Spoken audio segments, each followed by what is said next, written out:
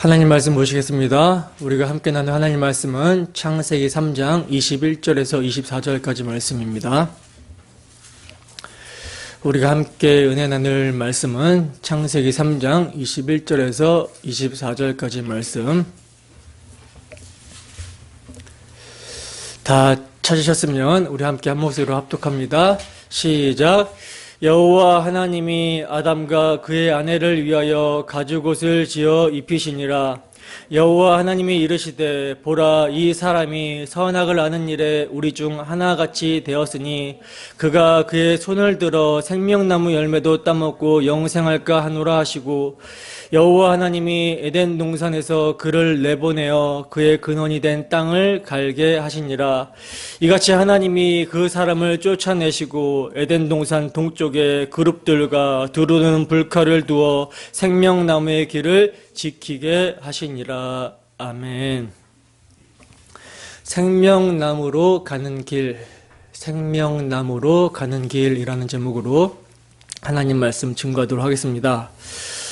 오늘까지 해서 우리는요, 창세기 3장을 다 살펴보게 되는데, 이를 마치기 전에 다시 한번 제가 강조해서 말씀을 드리고자 하는 것은요, 창세기 3장을 보통 많은 사람들이 주저함 없이 타락의 장이라고 부르거든요. 인간 중심으로 보게 되면 타락의 장이 맞습니다. 그러나 이것을 하나님 중심으로 보게 되면 이것이 뒤집혀서 내가 하리니 라고 하신 은혜의 장이 된다라는 거예요. 여러분, 하나님의 사랑의 언약을 배신하고 정말 배은망덕하게도 금단의 열매를 따먹은 사람이 행한 일과 하나님께서 자기 아들을 통해서 내가 하리니 하고 행해 주시겠다라고 하는 원복음, 이 둘 중에 어느 것이 더 중요할까요? 한번 생각해 보세요. 어느 것이 더 중요할까요? 창세기 3장을요, 전체적으로 보게 되면 사람의 타락에 관한 내용은 1절부터 7절까지입니다. 7절에 불과하거든요. 그러나 하나님이 개입하셔서 원복음을 주시는 등 하나님께서 행해 주시는 내용은요, 8절에서 24절까지, 그러니까 분량면에서 3배나 된다라는 거예요. 그렇다면 사람의 타락에만 우리가 초점을 맞춰야 되는 것이 아니라 하나님께서 세워주신 은혜에 더욱 초점을 맞춰야 되는 것은 마땅한 것입니다. 지난 시간에도 말씀을 드렸지만 죄는요, 하나가 들어왔어요. 죄는 하나가 들어왔는데 그 죄를 막아주시는 하나님의 은혜는 내가 하리니 하고 주권적으로 사역을 선포하시는 아버지 하나님의 사역과 또 여자의 후손으로 오셔서 뱀의 머리를 밟으실 아들의 사역, 즉 아버지의 은혜와 아들의 은혜, 두 분의 은혜가 들어왔습니다. 이것이 여러분 성경을 구속사적으로 보는 관점이에요. 이렇게 보게 될 때 우리는 하나님의 주권 앞에 무릎을 꿇고 하나님 경외하기를 배우게 되는 것입니다. 여러분, 인류가 어떻게 타락하게 되었는지를 아는 거, 이거 너무나도 중요하죠. 왜냐하면 자신이 병이 들었다라는 것을 알아야 의원을 찾게 되는 것처럼 자신이 죄인이라는 사실을 알아야 죄를 해결해 주실 분을 갈망하게 되기 때문이라는 거예요. 그러나 이보다 더 중요한 것은요, 범죄하고 타락하여 소망의 여지가 없는 정말 절망적인 인간에게 하나님께서 어떻게 대해 주셨으며 어떤 구원의 길을 마련해 주셨는가라고 하는 성경이 제시하고 있는 해답을 아는 것, 이것이 더욱 중요하다는 말씀입니다. 이 해답, 복음의 말씀이 여러분 성령의 나타남과 능력으로 우리의 심령 가운데 이르게 될 때 영혼의 소생됨이 일어납니다. 낙심된 영혼이 위로를 받게 되죠. 소망 없는 인생에 소망이 생기게 되는 거예요. 죄로부터 자유함이 생기게 되는 것이며 죄와 싸우되 피 흘리기까지 싸울 수 있는 능력이 생기게 되는 것입니다. 어떻게 여러분들에게 복음의 말씀이 성령의 나타남과 능력으로 역사하고 있습니까? 그래서 오늘도 정말 죄로부터의 자유함과 죄와 싸울 능력을 힘입기 위하여 간절함과 갈망함으로 예배 자리에 나오셨습니까? 여러분, 죄로부터 자유하게 된다라는 것은요, 내 마음대로 살겠다라고 하는 것이 자유함이 아니에요. 복음을 이제 듣는 사람들이 가장 착각하는 것이 이 부분이거든요. 복음에 자유하다라는 것을 자기 마음대로 행동해도 된다라는 식으로 생각을 하는 것 같아요. 예전에는, 그러니까 종교성으로 신앙생활 할 때는 혹시 내가 공예배에 빠지거나 혹시 내가 교회 봉사를 하지 않거나 연보생활이나 11조를 떼어 먹었거나 또는 삶에서 경건생활, 즉 성경을 읽고 기도하는 생활이나 아니면 이웃과의 관계에 있어서 선한 일, 착한 일을 하지 않았을 때 이거 나에게 형통의 복이 주어지는 것이 아니라 안 좋은 일이 생기면 어떡하지? 혹시 내가 하는 사업이 안 되면 어떡하지? 내 건강에 혹시 문제가 생기지 않을까? 혹시 내가 사고 나지 않을까? 내 자식이 잘못되지 않을까? 라고 하는 그런 두려움 가운데 하나님과 거래하는 방식으로 내가 이렇게 하면 하나님께서 이렇게 해주시겠지라는 어떤 거래하듯이 종교 생활을 해왔다는 거예요.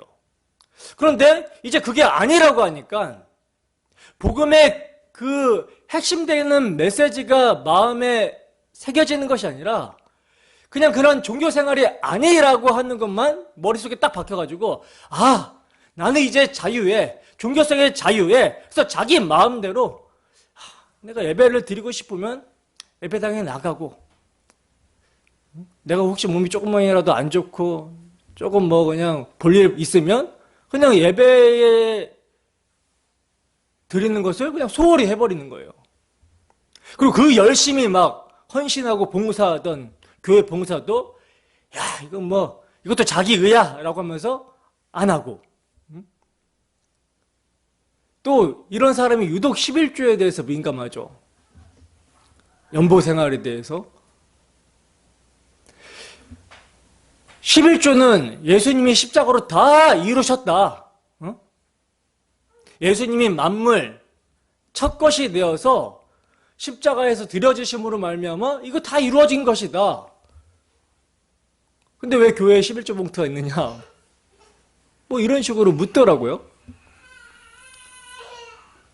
그러니까 11조를 그동안 억지로 해왔는데 이제 복음은 모든 것에 있어서 완성이다 라고 하니까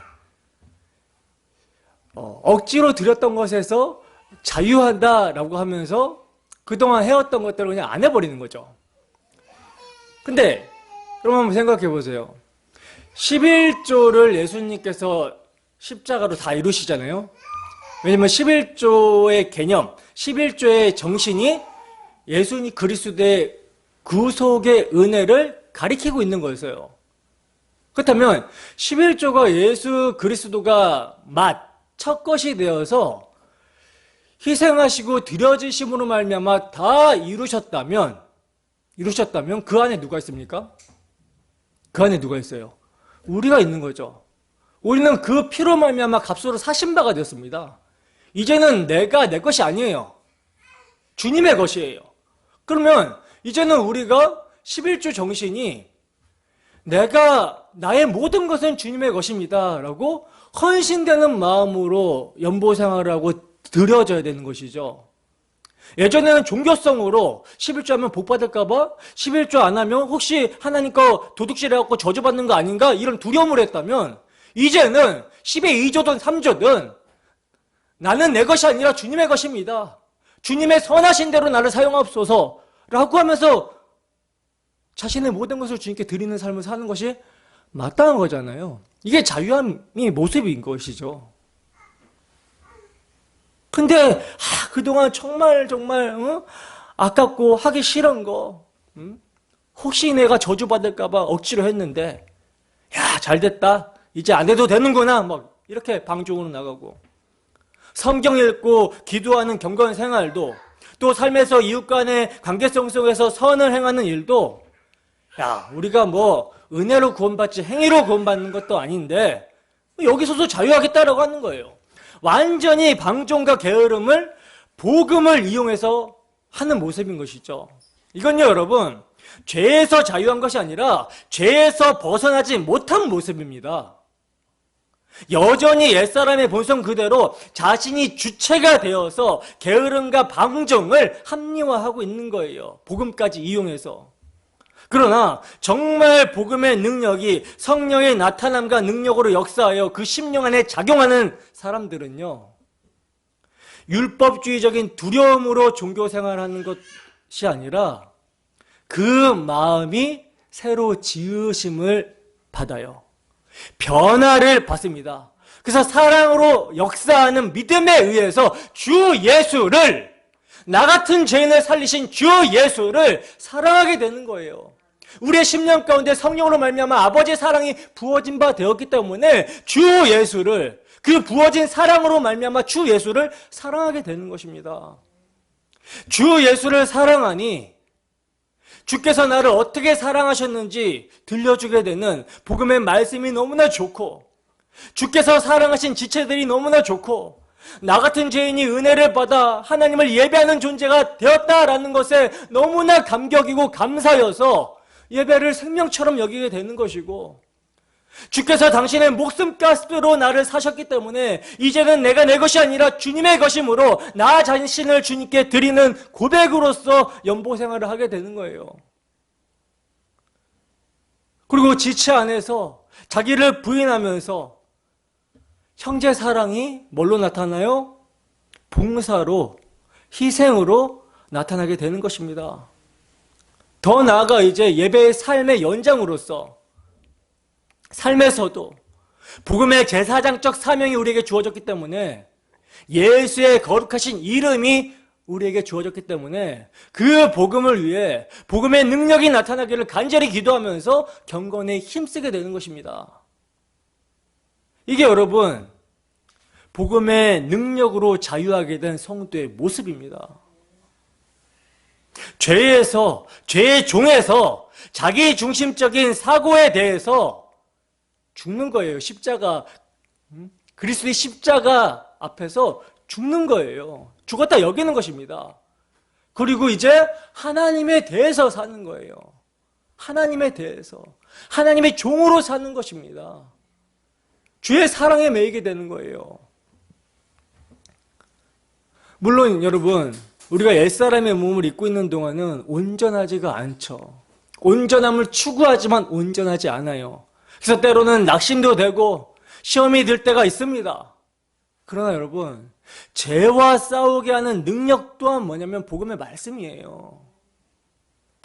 그 말씀이, 그 복음에 나타나는 사랑이 우리의 피곤한 손과 연약한 무릎을 일으켜 세워서 끝까지 믿음의 주를 바라보게 하며 달려가게 하는 것입니다. 그래서 설교자인 제가 어떤 본문이든지 우리 주 예수 그리스도의 복음에 연결을 시켜서 복음을 전하고자 애쓰고 힘을 쓰는 거예요. 근데 이러한 복음을 선포했을 때 이 복음의 능력이 여러분들의 심령 가운데 적용이 되어서 복음의 능력 있는 모습이 나타나지 않는다면 설교자로서는 굉장히 낙심이 되는 거죠. 하늘에서 내려온 만나를 지겨워했던 이스라엘 백성들처럼 하늘 양식인 그리스도의 살과 피의 복음의 말씀이 지겨워진다면, 이 복음이 날마다 감격으로 다가오지 않는다면 이것은 여러분 병이 든 것입니다. 문제가 심각한 거예요. 저는 여러분들의 마음이 완고하게 되지 않도록 기도합니다. 완악하여지지 않기를 위해 기도합니다. 저 또한 마찬가지고요. 저에게 복음의 감격이 없잖아요. 듣는 여러분들은 바로 알걸요. 저 목사가 지금 복음의 감격 없이 그냥 원고를 읽는다. 바로 알 거예요. 저 목사가 기도하지 않고 설교를 하고 있구나. 바로 안다고요. 그래서 여러분, 저 또한 정말 제가 복음의 말씀에 붙들려서 그 처음 받았던 사랑이 꺼지지 않기를, 세월 가면 갈수록 더 주를 사랑하기를, 주의 십자가를 바라보기를 간절히 기도하면서 가는 거예요. 그리고 저와 같이 여러분들도 함께 미친 자 되기를 간절히 기도하면서 가는 거예요. 여러분, 세월 가면 갈수록, 그 날이 가까워 오면 올수록 우리는 우리 주 예수 그리스도의 십자가 사랑을 더욱 깊이 알아가야 됩니다. 그래서 더욱더 주 예수를 향한 사랑이 깊어져 가야 되는 거예요. 여러분, 이 시간 타락의 장을 은혜의 장으로 뒤집어 버리시는 하나님의 놀라운 은혜가 우리에게 있기를 소원합니다. 말씀을 사용하시는 주 성령의 감화, 감동, 내주, 교통하심의 역사로 말미암아 우리의 마음이 진실로 주의 복음의 말씀을 즐거워하고 참 자유함 가운데 주를 예배하는 자 되기를 주님의 이름으로 축원합니다.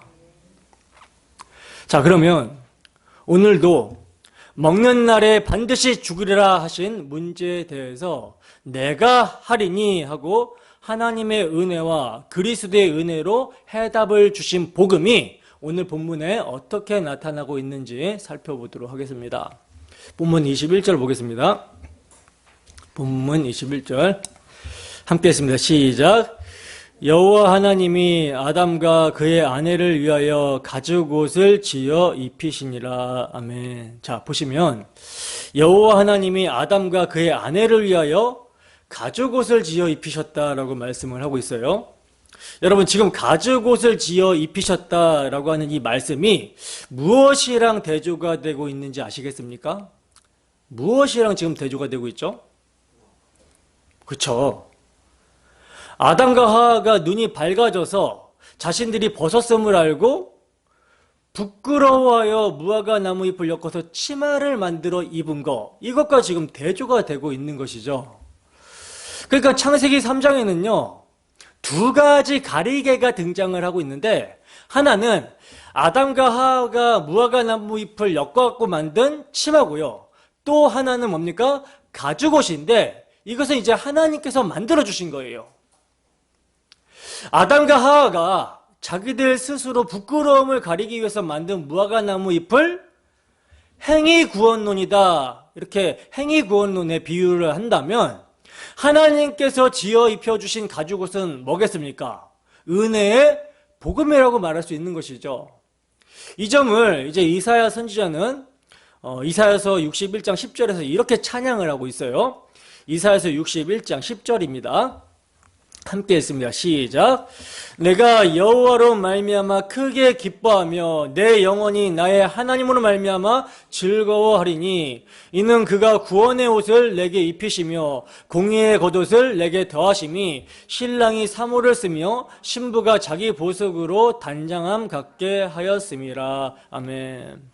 보시면 여러분, 이사야서 61장은요 이사야 선지자가 메시아가 오실 것을 내다보는 가운데 여호와의 은혜의 해가 선포됨을,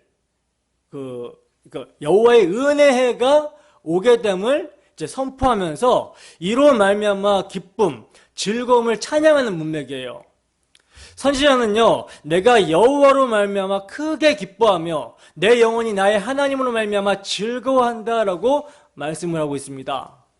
여러분, 선지자가 왜 이렇게 기뻐하며 즐거워하고 있을까요? 이는 그가 구원의 옷을 내게 입혀주셨기 때문이라고 말씀을 하고 있어요. 그리고 설명을 덧붙이기를 그가 공의의 겉옷을 내게 더하셨다라고 말씀을 합니다. 여러분, 여기서 공의는 법정적인 용어인데요, 하나님의 의가 죄에 대하여 바라게 될 때 심판하는 의를 말하는 거거든요. 심판하는 의. 근데 그 하나님의 공의가 우리를 대신하여 정죄를 받으신 그리스도를 통해서 우리에게 임하게 되면 이것은 의롭다 하심을 얻음, 즉 칭의가 된다라는 것입니다. 근데 여러분, 지금 이사야 선지자는요 구원의 옷을 입혀주시고 공의의 겉옷을 내게 더하셨다라고 하면서 이것을 구원과 결부해서 말씀을 하고 있어요. 그러니까 선지자가 크게 기뻐하고 즐거워하는 이유는요, 메시아가 오셔서 우리에게 내려질 죄로 말미암는 하나님의 공의를 칭의로 바꾸어 주실 것을 바라보고 즐거워하고 있는 것입니다. 여러분, 우리는 겉옷이라고 하심에 주목을 해봐야 되는데, 우리가 여러분 의롭다함을 얻게 되는 것은요, 우리가 의로워졌다라는 것을 의미하는 것이 아니에요. 우리가 실제로 의인이 되었다라는 것을 의미하는 것이 아닙니다. 그럼 뭘 의미하는가? 우리의 죄와 허물이 가리어졌다라는 것을 뜻하는 거예요. 의롭게 여겨주셨다라는 것을 뜻하는 것입니다. 그리고 이것을 이제 선지자는 신랑이 사모를 쓰며 신부가 자기 보석으로 단장함 같게 하셨다라고 말씀을 하고 있는데, 여러분 이 말씀을 들을 때 어떤 말씀이 딱 연상이 됩니까? 계시록 19장의 말씀이 연상이 되지 않습니까? 그에게 빛나고 깨끗한 세마포 옷을 입도록 허락하셨으니 이 세마포 옷은 성도들의 옳은 행실이라고 한 계시록의 19장 말씀, 이 말씀을 연상하게 하죠. 여러분, 우리는요, 어린 양의 신부가 입고 있는 세마포 옷이요, 우선적으로 허락하신 것이고 입혀주셨다라는 것을 유념해야 되는 거예요.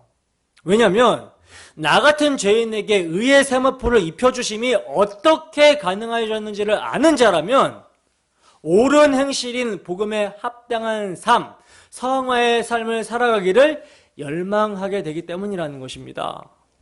주 예수를 사랑하고 내 몸으로 주 예수를 존귀하게 하는 그 목적으로 살아가게 된다는 거예요. 그러니까 칭의가 무엇인지, 나의 죄가 어떻게 가리움을 받게 되었는지 은혜의 복음을 제대로 알게 되면 우리의 마음 가운데 뭐가 생기냐면 주 예수를 위해서 살고자 하는 거룩함에 대한 열망이 생긴다는 것입니다. 이것이 바로 아담과 하와를 가려주신 복음이에요. 근데 이와 반대로 이사야 선지자는요, 무화과 나무 잎으로 가린 행위의 옷을 염두에 두고는 이렇게 말씀을 합니다. 이사야서 64장 6절입니다. 이사야서 64장 6절 함께 했습니다. 시작.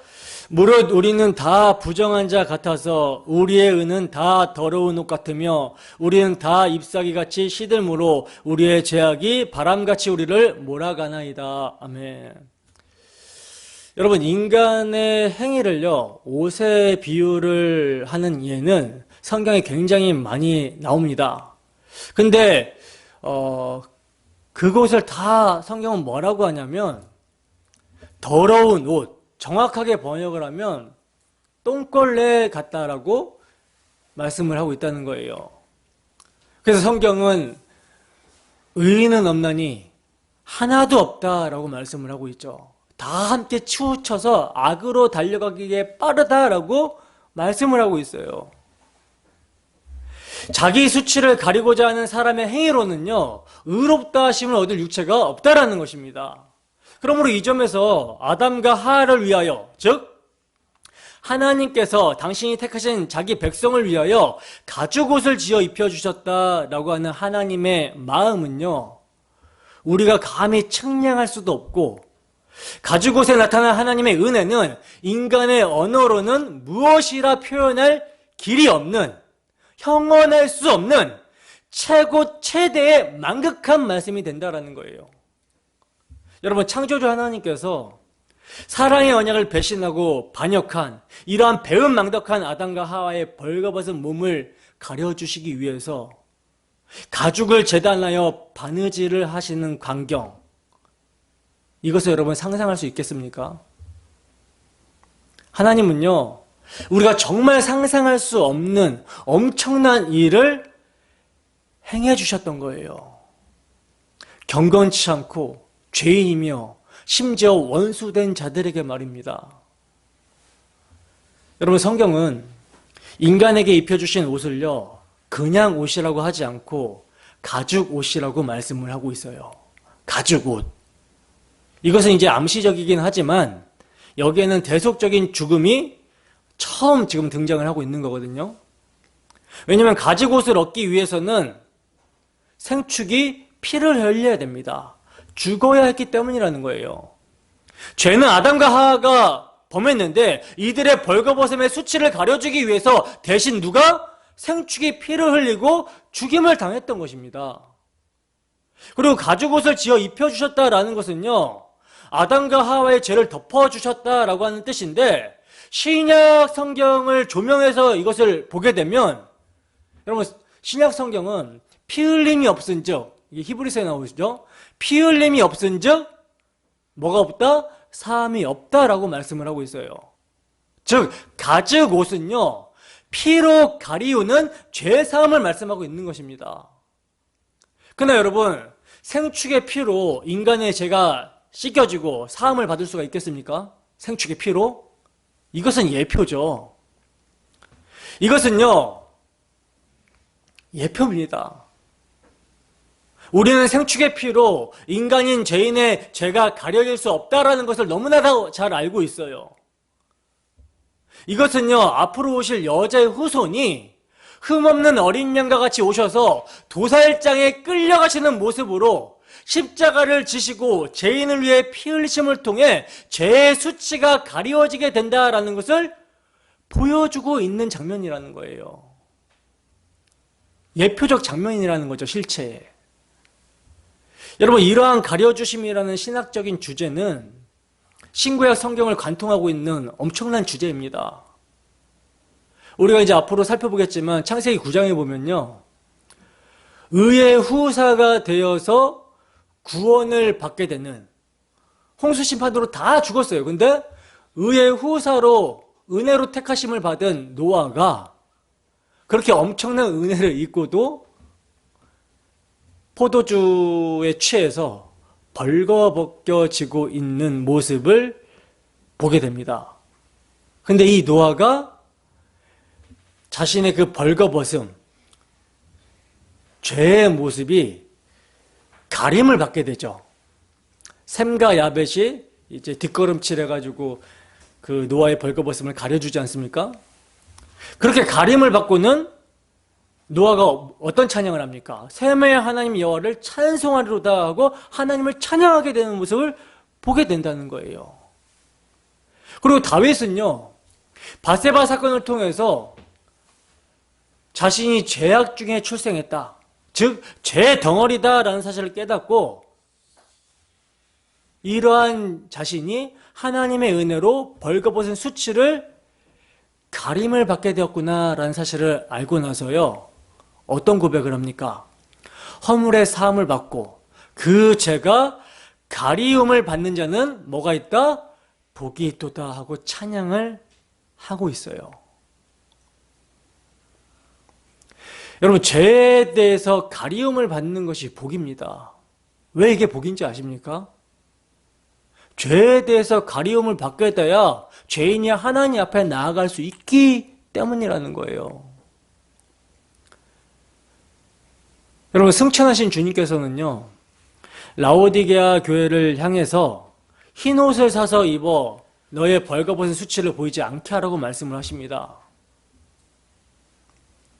교회는요, 우리의 벌거벗음의 그 수치를 가리기 위해서 흰 옷을 입어야 되는 자들이에요. 근데 그 흰 옷이 어떤 옷입니까?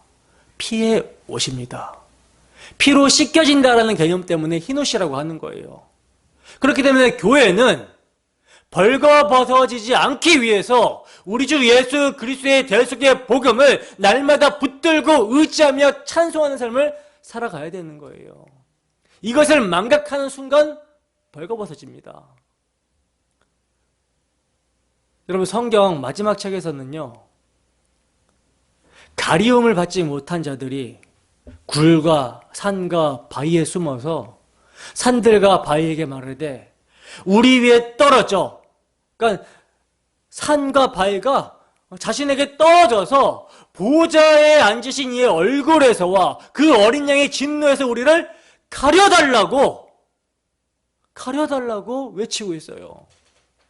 그들의 진노의 큰 날이 이르렀으니 누가 능히 서리요 하면서 비명을 지르고 있는 모습을 보게 됩니다. 그러므로 여러분, 복음이란 창세기 3장의 표현대로 하면 우리의 벌거벗음의 수치를 가려주시기 위해서 하나님이 자기 아들을 십자가에 못 박으시고 가죽을 벗겨서 만드신 가죽옷, 즉 하나님의 의가 나타났습니다 라고 하는 소식인 거예요. 왜 하나님의 의가 여러분 우리에게 간절하고 절실합니까? 성경은 모든 사람이 죄를 범하였음에 하나님의 영광에 이르지 못하게 되었다라고 말씀을 합니다. 하나님의 영광에 이르지 못하게 되었다. 즉 하나님의 공의에 따르면 심판을 받게 되었다라는 거죠. 모든 인간은 이러한 비참함 가운데 있습니다. 모든 인간은 아담 안에서 선악과를 먹고 범죄하였기 때문에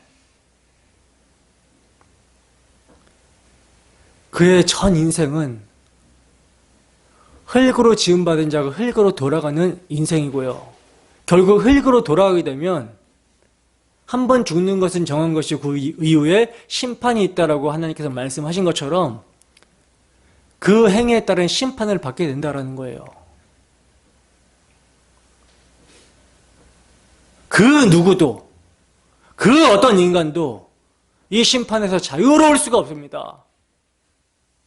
때문에 우리에게 해답이 필요한 거예요.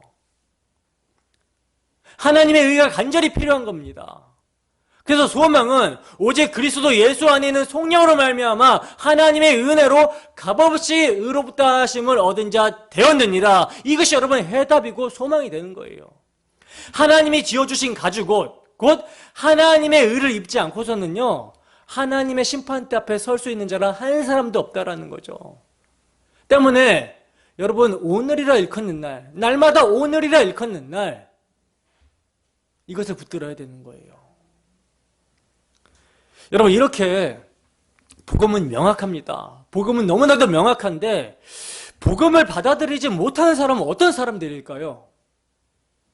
왜 이 복음을 받아들이지 못하는 것일까? 그것은요 이 사람들이 무화과 나무 잎으로 자기의 부끄러움을 가리고 있기 때문이라는 거예요. 즉 무화과 나무 잎으로 만든 자신이 만들어 놓은 치마, 자기 의를 붙들고 놓지 못하기 때문입니다.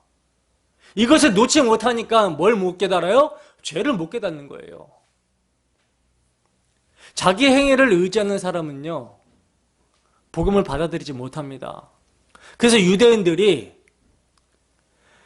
하나님의 의를 모르고 예수 그리스도께서 하나님의 의로 오셨는데 그 의를 모르고 자기 의를 세우려고 힘써 하나님의 의에 복종하지 않았던 거예요. 즉 하나님의 의를 받지 않았던 것입니다.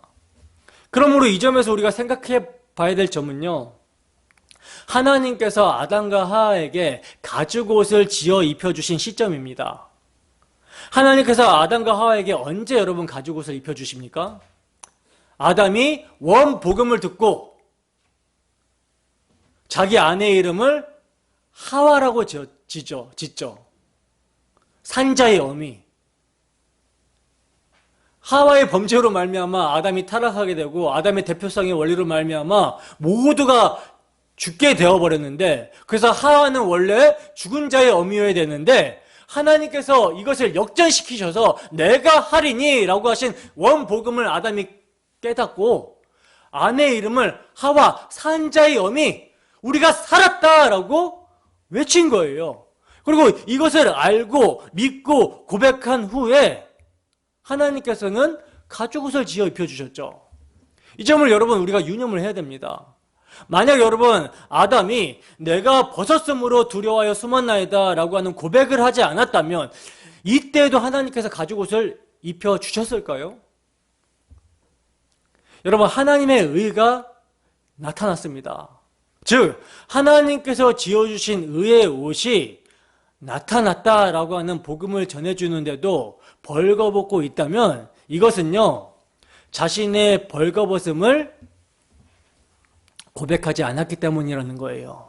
다른 말로 하면 무화과 나무 잎으로 엮어서 치마를 만드는 그 치마를 붙들고 자기 의를 붙들고 있기 때문에 자신의 죄가 무엇인지를 모르는 것입니다. 하나님께서는요, 아담과 하와에게 이렇게 말씀하신 셈이에요. 벌거벗은 수치를 가려야 된다는 것은 당연한 일이다. 그러나 무화과 나무 잎으로는 사람 앞에서는 가리는 것이 되어도 하나님 앞에서는 벌거벗음이 드러나게 된다라는 점을 알아야 된다.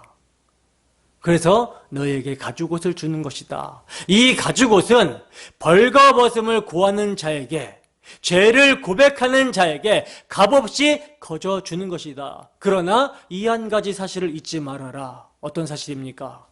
너의 벌거벗은 수치를 가려주기 위해서 내 대신 죽어주신 하나님의 어린 양이 있다라는 점을. 여러분, 아담이 어떻게 하나님의 백성으로 남게 됩니까? 하나님의 가죽옷, 즉 여자의 후손으로 당신의 아들을 보내셔서 대속하심을 통해 그의 피로 그의 수치를 덮어주셨기 때문에 하나님의 백성으로 유지가 되었어요. 남게 되었습니다. 우리 주 예수 그리스도는 십자가에서 모든 물과 피를 쏟으심으로 말미암아 우리의 죄를 씻기시고 깨끗하게 하시고 우리의 죄악을 덮어주신 것입니다. 이것이 여러분, 우리가 하나님 앞에 설 수 있는, 하나님 앞에 나아갈 수 있는, 하나님을 예배할 수 있는 근거가 되는 거예요. 의가 되는 것입니다. 근데 여러분, 하나님께서는요, 이렇게 여자의 후손을 보내셔서 그들의 죄를 어떻게 해결해 주시고 어떻게 가려주실지 위대하고 놀라운 복음을 깨닫게 하시고 선포해 주셨는데 아담과 하와를 에덴 동산에서 쫓아내십니다. 본문 22절에서 24절 말씀 함께 읽어보겠습니다. 시작. 여호와 하나님이 이르시되 보라, 이 사람이 선악을 아는 일에 우리 중 하나같이 되었으니 그가 그의 손을 들어 생명나무 열매도 따먹고 영생할까 하노라 하시고, 여호와 하나님이 에덴 동산에서 그를 내보내어 그의 근원이 된 땅을 갈게 하시니라. 이같이 하나님이 그 사람을 쫓아내시고 에덴 동산 동쪽에 그룹들과 두루도는 불칼을 두어 생명나무의 길을 지키게 하시니라. 아멘. 여러분, 이 말씀을요 좀 문자적으로 보게 되면 아담과 하와가 굉장히 불쌍하게 느껴지죠. 왜냐하면 하나님께서 원복음을 주시고 아담과 하와의 수치가 어떤 방식으로 가려주실 것까지 다 알려주셨어요. 알려주셨는데 갑자기 추방을 하시니까 이게 지금 무슨 말인가? 이렇게 되는 것입니다. 복음으로 그들을 구원하시겠다라고 약속하시고 아담과 하와는 이것을 믿음으로 말미암아 그들이 타락함에도 불구하고 하나님의 백성으로 유지가 되었는데, 그렇다면 하나님께서 에덴 동산에서 그들을 내쫓는 것이 아니라 데리고 사셨어야 되는 것이 아닌가, 이런 생각이 들게 되는 것이죠. 그렇지 않습니까? 그러나 여러분, 하나님께서는요 아담과 하와에게 복음을 계시해 주신 것이지 아직 그들에게 복음이 실제적으로 가시적으로 이루어 주신 것은 아니었다라는 거예요. 왜냐하면 아직 여자의 후손으로 그리스도가 오시지 않았습니다. 그리고 가죽옷도 예표일 뿐이지 실제가 아니라는 거예요. 짐승의 피로 여러분 구원 못 받습니다. 구원 못 받아요. 구약의 성도들은요 장차 오실 그리스도를 제사를 통해서 바라봤어요. 짐승이 흘리는 피를 보면서 앞으로 메시아가 오시면 이렇게 피 흘리심을 통해서 내 죄가 깨끗하게 될 것이다, 하나님 앞에 나아가게 될 것이다, 이것을 멀리서 보고 환영하고 바라봤습니다. 실제가 아니에요. 짐승의 피로 구원을 못 받습니다. 그래서 에덴 동산 밖으로 추방, 즉 하나님 얼굴 앞에서 추방이 되는 벌이 주어지고 있는 거예요. 왜? 하나님은 불법과 죄와 함께 할 수가 없으니까, 거룩하신 하나님은 내쫓으시는 거예요. 근데 여러분, 이것이 그들에게, 아담과 하와에게 벌이 됨과 동시에 은혜가 됩니다. 너의 평생에 너의 근원이 되는 땅을 갈면서 티끌과 같은 인생 주제에 하나님을 반역한 죄가 무엇인지를 알고, 그래서 여러분 땅을 가려고 하잖아요. 근원된 땅을 가려고 하잖아요. 근데 그럼에도 불구하고 너를 용서하고 여자의 후손을 보내주시겠다라고 약속하신 그 약속을 믿고 가죽옷의 의미를 기억하며 제사를 드리면서 뭐하라? 하나님을 예배하라. 그래서 그들은 여러분 쫓겨났지만 하나님께서 약속하신 여자의 후손을, 그의 근원된 땅을 갈면서 그 여자의 후손을 기다리며 구원의 기쁨, 구원의 소망을 이제 맛보면서 살았던 것입니다. 이것이 여러분 아담과 하와의 인생이었어요.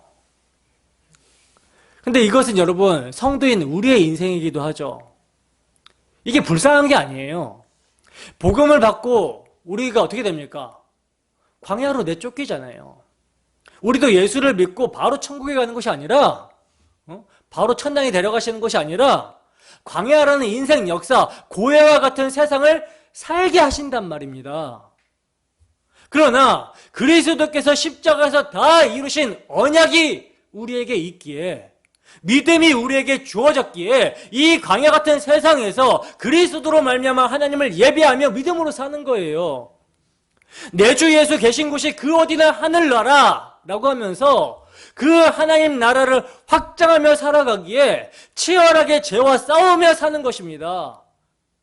죄와 싸우면서도 시작하신 이가 주 예수의 날까지 반드시 이루실 줄을 확신하기에 이 믿음으로 여러분 우리가 사는 거예요.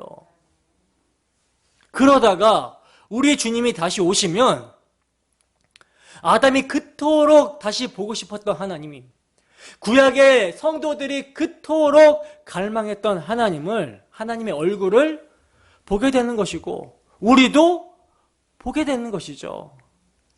그래서 지금은 추방당하지만 때가 되면 내가 가죽옷, 즉 의롭다고 여겨주실 의의 옷을 입혀서 돌아오게 하시겠다라는 것입니다. 이게 여러분 하나님께서 하실 일이었어요.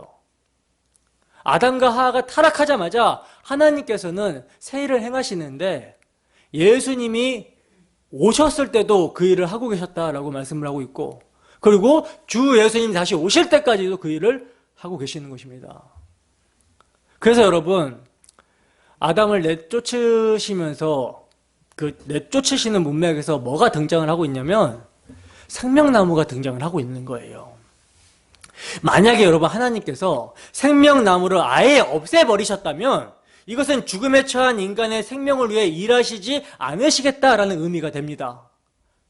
그렇다면 하나님은 인간을 징벌하신 것으로 더 이상 하실 일이 없게 되는 거죠. 그러나 생명나무가 지금 등장을 하고 있고 이 생명나무를 그릇들과 불칼로 지키시게 하셨다라는 것은요, 인간의 생명을 위해 하나님이 하실 일이 있음을 의미하는 거예요. 그래서 성경은 생명을 위한 하나님의 일이 어떻게 성취가 되는가, 이것을 증거하고 계시하고 있는 것입니다. 그래서 22절에 보시면 보라, 이 사람이 선악을 아는 일에 우리 중 하나같이 되었으니 그가 그의 손을 들어 생명나무 열매도 따먹고 영생할까 하노라, 이렇게 지금 하나님께서 말씀을 하고 있는데, 지금 여러분 하나님께서는요 인간이 선악을 아는 일에 우리 중 하나같이 되었다라는 것에 중점을 두고 있어요. 이것은 인간이 선악과를 따먹고 신적인 존재가 되었다라고 하는 것이 아니라, 선악을 아는 것은 하나님만의 일인데 인간이 자기 나름대로 선악을 판단하는 존재가 되어버렸다라는 것입니다. 그러니까 하나님만이 판단하시는 일을 인간이 판단하면서 자기들 멋대로 선악을 구별하는 존재가 되어버렸다라는 거예요. 이것이 여러분 인간이 에덴에서 쫓겨나서 그 근원이 되는 땅을 갈아야 되는 이유라는 것이죠. 본래 여러분 피조물은요, 하나님이 이루시고 주신 것 안에서 살아가면 되는 존재입니다. 근데 선악을 알게 된 인간은요, 하나님이 주신 것을 자신에게 좋고 나쁨으로 판단하게 되어버렸어요. 그래서 자신이 원하는 것을 하나님께 요구하게 된 것이고, 원하는 것이 주어지는 것을 복으로 간주하게 되어버렸다는 것이죠. 그래서 여러분, 인간들이 기도하는 것을 들어보면요, 그들이 뭘 구하는지를 보게 되면 그들의 정체성이 딱 나와요. 정말 하나님의 사람인지 아니면 땅에 속한 사람인지 정체성이 딱 나와버립니다. 그렇다면 여러분, 이렇게 선악을 알게 된 인간이 생명나무를 바라볼 때 어떤 생각을 하게 될까요? 생명나무 열매를 먹으면 내가 뭐 할 수 있다? 영생할 수 있다라는 생각으로 생명나무 열매를 취하려고 하겠죠. 원래 여러분, 생명나무는요, 선악을 알지 못한 상태의 인간에게 허락이 된 것이었습니다.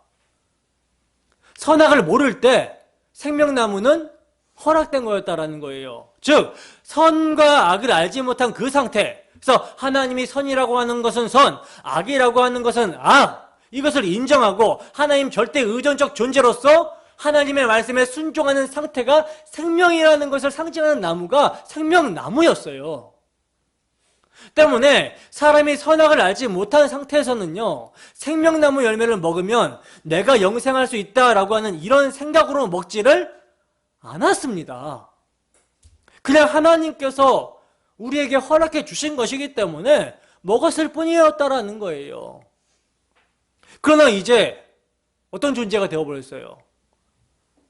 범죄하여 선악을 스스로 판단하는 존재가 되어버렸죠. 때문에 하나님과 단절이 되었기 때문에 스스로 영생을 추구하고자 하는 욕심으로 생명나무를 바라보게 되었다라는 것입니다. 생명나무가 욕망으로 발동하게 되었다라는 뜻이에요. 여러분, 아담 안에서 범죄한 인생들은요, 누구나 영생을 원합니다. 진시황의 평생의 소원이 뭐였습니까? 죽지 않는 거였죠. 영생이었어요. 그래서 그가 왕이 된 이후에 권력을 영원히 누리기 위해서 뭘 찾습니까? 불로초를 찾다가 몸에 좋은 것이라고 하는 좋은 것은 다 먹다가 결국은 어떻게 죽어요? 수은 중독으로 죽었다고 그러잖아요. 그러한 그가 만약에 어느 곳에 생명나무가 있다라는 소식을 듣게 되었다면 어떻게 하겠습니까? 당연히 자신의 영생을 위해 생명나무를 취하려고 혈안이 되었을 거라는 거죠. 그렇게 되면 생명은요, 하나님과 관계없이 인간에 의해서 취해지는 것으로 전락하게 되어버리는 거예요. 그러나 하나님은요, 생명이 이런 방식으로 인간에게 주어지는 것을 허락하지 않으셨기 때문에 생명나무를 무엇으로 지키게 합니까? 그룹들과 두루도는 불칼로 지키게 하시고 인간을 에덴 동산에서 내쫓으신 것입니다. 다시 말해서 인간의 힘으로는 그 누구도 생명을 취할 수 없도록 조치를 취하신 거라는 거예요. 자력구원의 불가능성을 계시하고 있는 거라는 거죠. 그렇다면 생명은 어떻게 주어지게 되는가? 여러분, 생명이 어떻게 주어지게 됩니까? 오직 은혜로. 오직 하나님의 은혜로 주어지게 된다. 이것을 보여주고 있는 것이 오늘 본문이라는 것입니다. 그러면 생명이 어떻게 오직 하나님의 은혜로만 주어지게 되는가? 이 점을 좀 살펴봅시다. 본문 22절과 24절을 보시면요, 하나님께서 그들을 내어보냈다, 쫓아내셨다라고 하면서 반복해서 하나님께서 강제로 그들을 쫓아내셨음을 강조하고 있는 것을 보게 되거든요. 그리고 에덴 동산 동편에 그룹들과 두루도는 불칼을 두어서 생명나무로 가는 길을 지키게 하셨다라고 말씀을 하고 있는데, 여러분, 이것은요, 의도적으로 하나님께서 생명나무로 가는 길을 막으셨다라는 말이거든요.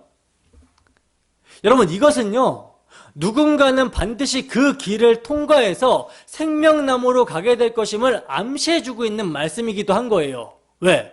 왜냐하면 그룹들이 지키고 있다는 것은요, 그 길이 열려있기 때문에 지키는 것입니다. 열려있지 않으면 지킬 필요가 없죠. 신약 성경은 여러분, 그 생명나무로 가는 길이 무엇인지 정확하게 기록을 하고 있는데, 요한복음 14장 3절에서 6절 말씀입니다. 함께 있습니다. 시작. 가서 너희를 위하여 거처를 예비하면 내가 다시 와서 너희를 내게로 영접하여 나 있는 곳에 너희도 있게 하리라. 내가 어디로 가는지 그 길을 너희가 아느니라. 도마가 이르되 주여 주께서 어디로 가시는지 우리가 알지 못하거늘 그 길을 어찌 알겠사옵나이까.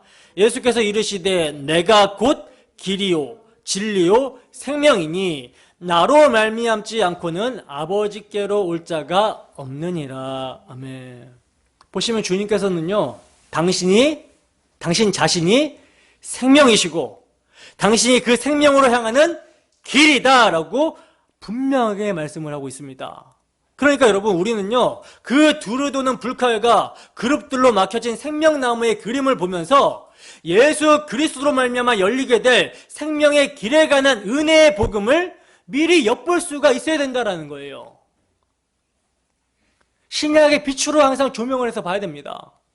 자, 그러면 이제 그 속에 어떻게 예수 그리스도의 십자가가 숨어져 있는지 살펴보겠습니다. 먼저 여러분, 성경에서 불칼이 상징하고 있는 것이 무엇인지를 보겠습니다. 이사야서 66장 16절입니다. 이사야서 66장 16절 함께 했습니다. 시작. 여호와께서 불과 칼로 모든 혈육에게 심판을 베푸신즉 여호와께 죽임당할 자가 많으리니. 아멘. 자, 보시면 여러분, 성경에서 불과 칼은요, 심판과 저주, 죽음을 상징하고 있는 거예요. 그래서 심판하시는 하나님을 히브리서에서는 뭐라고 표현합니까? 소멸하는 불이라고 표현을 하고 있는 것이죠.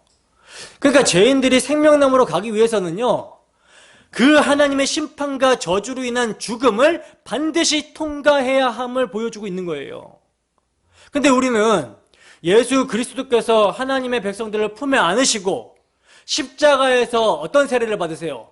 불세례를 받으심으로 말미암아 그 저주를 받아내셨다라는 것을 너무나도 잘 알고 있죠. 그러니까 그 두루 도는 불칼 안에 십자가가 감춰져 있는 것입니다. 예수님께서 받으실 십자가의 세례. 그리고 여러분, 생명나무의 열매를 먹기 위해서는요, 그 생명나무를 지키고 있는 그룹들도 통과를 해야 되는데, 이 그룹이 의미하고 있는 것은 뭐냐면 하나님의 거룩하심이에요. 하나님의 거룩하심이 무엇인지를 보여주고 있는 것입니다. 이 장면이 성막과 성전에 그대로 나타나고 있는데, 여러분, 하나님의 임재가 있는 지성소와 성소를 가르는 휘장에 뭐가 새겨져 있죠? 뭐가 새겨져 있습니까? 성소와 지성소를 가르는 휘장, 여기에 뭐가 새겨져 있어요? 그룹들이 수놓아져 있죠. 응? 그룹들. 창세기 3장의 생명나무를 지키는 그룹을 의미하고 있는 거예요. 근데 이 휘장 안에는요, 아무나 못 들어갑니다. 지성소 안에는 아무나 못 들어가요. 그러니까 휘장을 통과해서, 그룹들을 통과해서 지성소로 아무나 못 들어간다는 것이죠. 그럼 누구만 들어가는가? 1년에 딱 한 번 이스라엘 백성들의 죄를 속하기 위한 대속죄일에 제물의 피로 자신을 정결하게 한 대제사장이 피를 가지고 들어갈 수 있었어요. 그리고 하나님의 은혜가 베풀어지는 시은자에도 그룹들이 지키고 있는데, 거기에도 뭐가 뿌려져야 됐냐면 피가 뿌려져야 했습니다. 이 말은요, 하나님은 죄인을 보실 때 어떻게 보신다라는 거예요? 피를 통해 보신다라는 거예요. 근데 여러분, 해마다 드리는 제사로는 나오는 자들을 온전하게 할 수가 없죠. 이 제사들은 죄를 기억하게 하는 것이고, 황소와 염소의 피가 능히 죄를 없이 하지 못한다는 것입니다. 그러므로 이것들은요, 다 예표와 그림자예요. 다 자신을 단번에 들여 속죄를 이루실 그리스도를 상징하고 있었던 모형과 그림자였습니다. 그래서 예수님이 십자가에서 피 흘려 죽으실 때 그 지성소와 성소를 가르는 그룹들이 수놓아져 있는 휘장이 위에서 아래로 쫙 찢어져 버린 거예요. 마가복음 15장 37절에서 38절입니다. 함께 했습니다. 시작. 예수께서 큰 소리를 지르시고 숨지시니라. 이에 성소 휘장이 위로부터 아래까지 찢어져 둘이 되니라. 아멘. 여러분, 이렇게 예수 그리스도는요, 죄인들의 삶을 몽땅 짊어지고 죄인들의 죄를 전가받아 죽으심으로 말미암아 그분이 품으신 모든 죄인들을 거룩한 새 사람으로 만들어서 그 그룹들을 통과하게 만들어 주셨던 것입니다. 예수님께서 죄인의 죄를 전가받고 그들의 죄를 대속하시기 위해서 피 흘리심으로 말미암아 그 피로 죄인의 죄를 가려서 의롭다 하셨기 때문에 그 의를 힘삼는 자들은 어디에 나아갈 수 있어요? 이제 담대히 휘장을 지나 그룹들을 지나 불칼을 지나 지성소 하나님이 거하신 곳에 나아갈 수 있게 되었다라는 것이죠. 히브리서 기자는요, 이 휘장이 바로 예수 그리스도의 육체였다라고 기술하고 있습니다. 예수 그리스도의 육체가 찢어짐으로 그 휘장이 찢어져 버렸다라는 것이죠. 그룹들이 사라져 버리게 된 거라는 거예요. 히브리서 10장 19절에서 20절 말씀입니다. 함께 했습니다. 시작. 그러므로 형제들아, 우리가 예수의 피를 힘입어 성소에 들어갈 담력을 얻었나니 그 길은 우리를 위하여 휘장 가운데로 열어놓으신 새로운 살 길이요 휘장은 곧 그의 육체니라. 아멘.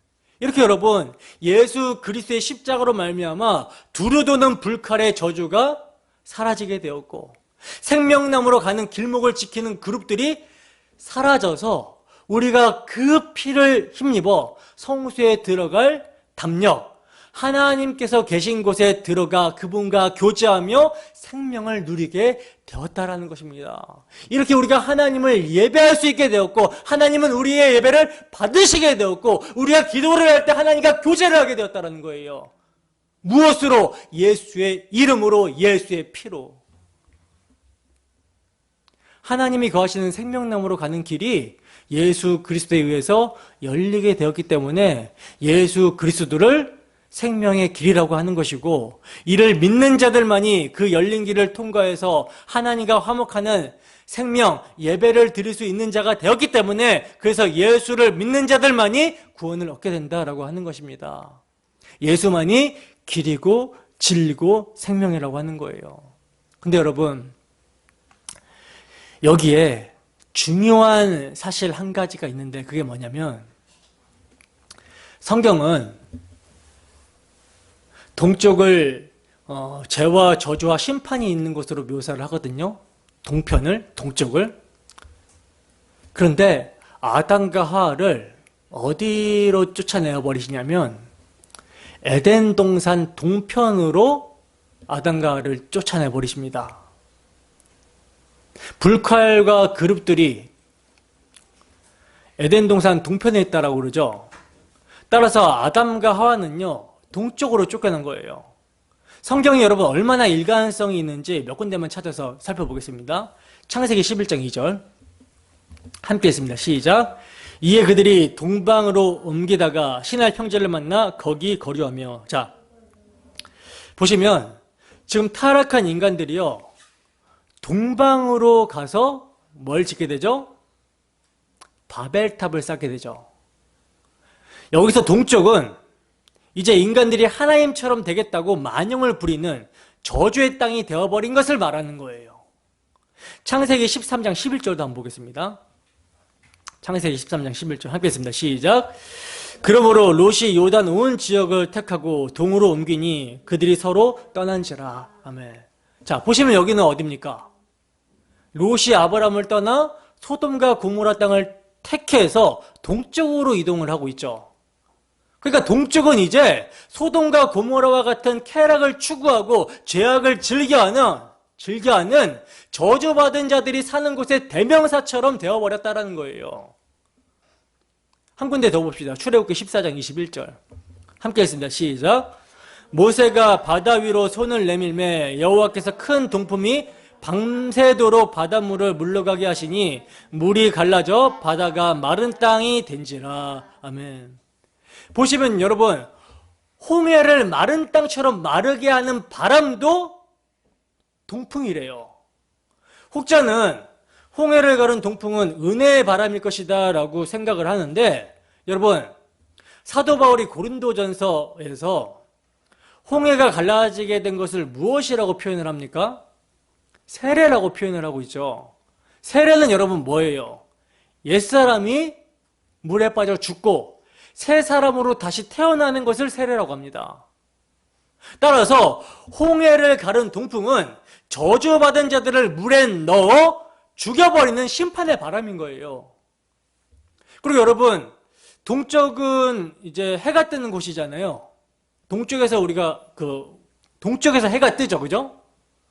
해는 뭘 상징합니까? 해는요, 그리스도를 상징하고, 빛이신 그리스도를 상징하고, 은혜를 상징하고, 구원을 상징합니다.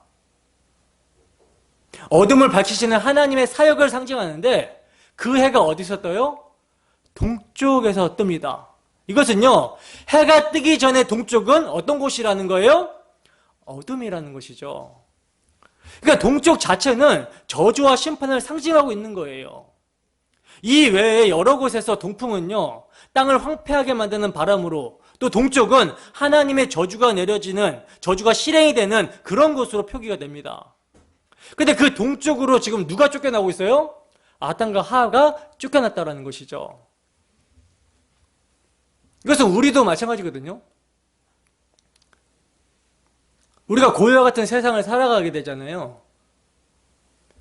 자, 근데 여러분, 중요한 건 하나님은요, 당신의 백성들을 그렇게 동쪽으로, 그 저주의 땅으로 쫓아내신 다음에 어떻게 하시냐면 그들을 다시 불러들이신다는 거예요.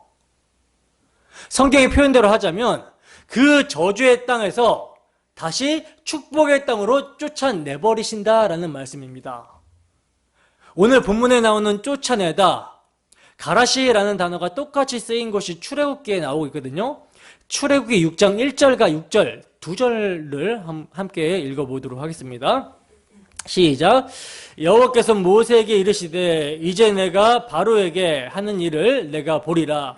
강한 손으로 말미암아 바로가 그들을 보내리라. 강한 손으로 말미암아 바로가 그들을 그의 땅에서 쫓아내리라. 그러므로 이스라엘 자손에게 말하기를 나는 여호와라. 내가 애굽 사람의 무거운 짐 밑에서 너희를 빼내며 그들의 노역에서 너희를 건지며 편팔과 여러 큰 심판들로서 너희를 속량하여. 아멘. 보시면 1절에서 쓰인 쫓아내리라가 오늘 본문의 쫓아내시고와 같은 단어예요. 잘 보시면 여러분, 모세가 창세기의 단어를 그대로 가져다가 출애굽기에 쓰면서 하나님의 백성들에게 뭔가를 설명하고 있다는 사실을 우리는 유추해 볼 수가 있는 것이죠. 그러니까 여러분, 하나님은요, 하나님의 은혜를 떠난 자들을 동쪽으로 쫓아내셨지만 그들 중에 창세전에 하나님의 택하심을 받은 자들은 그 저주의 땅인 동쪽에서 다시 서쪽으로 쫓아내신다라는 거예요. 그래서 6절을 보시면 이 세상 권세 잡은 자를 상징하는 애굽의 바로가 하나님의 백성들을 쫓아내버리는 사건을 뭐라고 표현하고 있습니까? 하나님께서 세상에서 빼내시고 건지시는, 속량하시는 것이라고 표현을 하고 있는 것입니다. 이해가 되십니까? 근데 여러분, 이스라엘 백성들이 그 동쪽 저주의 땅, 흑암의 땅에서 다시 서쪽으로 쫓아내지는 구원이 발생하게 되었을 때, 구원이 일어나게 되었을 때 그들 대신해서 누가 희생하게 됩니까? 유월절 어린 양이 희생하게 되죠. 그러니까 이스라엘 백성들이 구원을 받아 약속의 땅에 들어갈 수 있게 되는 것은요, 동쪽에서 서쪽 약속의 땅으로 들어갈 수 있게 되는 것은 어린 양의 희생, 그리스도의 희생으로 들어가게 된다라는 말씀이에요.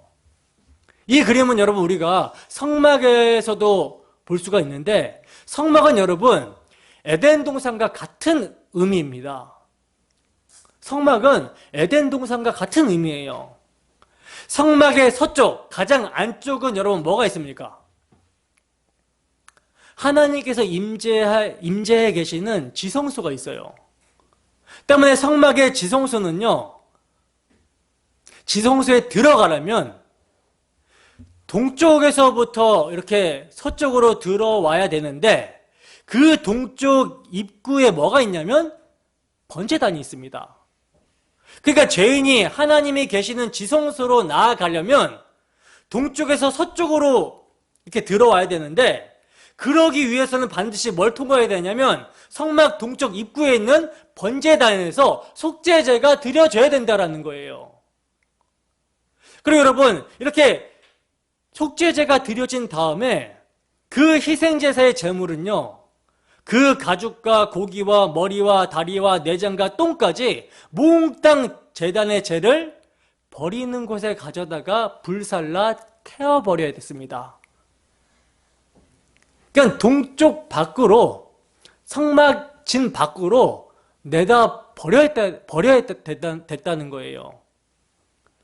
레위기 1장 16절입니다. 함께 했습니다. 시작. 그것의 모이 주머니와 그 더러운 것은 제거하여 제단 동쪽 재버리는 곳에 던지고. 제단 동쪽 재버리는 곳. 동쪽에 뭐가 있다고 그랬어요? 저 번제단이 있다고 그랬죠. 그 입구 밖에다가, 동쪽에다가 재버리는 곳이 있었는데 거기다 버렸다는 거예요. 레위기 4장 12절 함께 했습니다. 시작. 똥 곧 그 송아지의 전체를 진영 바깥 재버리는 곳인 정결한 곳으로 가져다가 불로 나무에서 사르되 곧 재버리는 곳에서 불사를 지니라. 동쪽이라는 표현은 없지만 여기도 동쪽이에요. 여러분, 이게 뭘 의미하는지 아시겠습니까? 죄인이 하나님 앞에 받아들여진 바 되기 위해서, 즉 나아가게 되기 위해서는요, 죄인을 대신하여 희생제물이 동쪽에서 대신 저주를 받고 버려지게 된다라는 말이에요. 그러나 이것은 여러분 모형이고 그림자고 예표고, 실체는 누구예요? 실체는 누굽니까? 죄인이 하나님 앞에 나아가기 위해서는요, 누가 오셔야 돼요? 여자의 후손으로 그리스도가 오셔야 되고, 그리스도가 대속제물로 드려지심으로 말미암아 우리의 죄가 가려져야 되는 거예요. 그래서 히브리서에 보면요, 히브리서 13장 11절에서 13절 함께 했습니다. 시작. 이는 죄를 위한 짐승의 피는 대제사장이 가지고 성소에 들어가고 그 육체는 영문 밖에서 불사름이라. 그러므로 예수도 자기 피로서 백성을 거룩하게 하려고 성문 밖에서 고난을 받으셨느니라. 그런즉 우리도 그의 치욕을 짊어지고 영문 밖으로 그에게 나아가자. 아멘. 자, 보시면 히브리서 기자는요, 구약의 제단과 예수 그리스도의 피를 지금 대비해서 말씀을 하고 있는데, 여러분 구약 제물 중에는요, 제사장들이 먹을 수 없는 제물이 있어요. 그 제물이 뭡니까? 속죄제죠. 속죄제는요, 이제 뭐 자주 드려지기도 하지만 1년에 한 번 드리는 대속제일에 드려지는 제물, 이것도 먹지를 못합니다. 그래서 이 속죄를 위하여 드린 제물은요, 그 가죽과 고기와 머리와 다리와 내장과 똥, 그러니까 몽땅을 제단에 재버리는 곳에 가져다가 불태워야 됐어요. 다 태워버려야 됐습니다. 뭘 상징하기 때문에? 죄를 상징하기 때문에. 근데 이 속죄를 위한 제물이 성막 동쪽에서 태워지고 버려지는 것처럼 우리의 구주 예수 그리스도도 예루살렘 성문 밖에 버려져서 고난을 받아 십자가의 죽임을 당한 거라는 거예요. 이 매치가 되십니까? 여자의 후손으로 오신 예수 그리스도께서 택하신 하나님의 백성들을 대신하여 동쪽에서 영문 밖에서 고난을 받으심으로 말미암아 백성을 거룩하게 하시고 자기 백성을 위한 영원한 구원을 이루신 것입니다. 영원한 속죄를 이루신 거예요. 그리하여 우리의 죄가 사함을 받고 가려짐을 받고 우리가 그의 피를 힘입어서 하나님 아버지를 배울 수 있게 되었다라는 거죠. 우리 구주 예수 그리스도께서 죄인인 우리를 위해 저주를 받고 버려지심으로 말미암아 이제 우리가 하나님 아버지께 돌아갈 수 있게 되었으며 이제 우리가 아버지의 거룩한 성전이 된 것입니다.